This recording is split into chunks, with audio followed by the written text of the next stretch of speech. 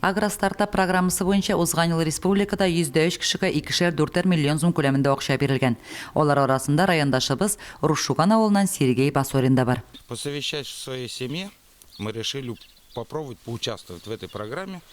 Собрали необходимый пакет документов и, слава богу, мы эту программу выиграли. Вошли в участников, победителей этой программы. Думаем, что мы вместе будем сообща работать, всей семьей. Дети тоже домой приехали, решили жить в деревне. У меня 2 сына, одному 26, одному 23 года. Всем семейством будем помогать мужу и будем работать. Басориннар бүген мөгезле эретерлекләр тотылачак торакны ремонтлау, идән җәю, маллар өчен улаклар ясау белән мәшгуль.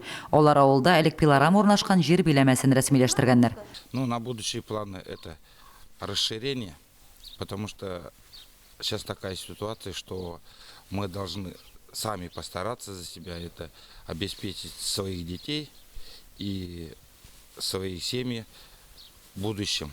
А будущее только у нас одно – это сельское хозяйство, развитие сельского хозяйства. Фермер әлегә бер кешене эш урыны тәэмин иткән. Алга таба тагын бер эш урыны булдырылачак. Агростартап проектына кушылучыларга быел хөкүмәт 5 миллион сумга кадәр грант бирүне хуплады. Бу акчаларны дәүләткә кире кайтарасы түгел. Бары тик эшлә, терлекләр санын киметмәгәне. Лилия Шәймиева, Айрат Фазилов, Мөслим телевидениесе.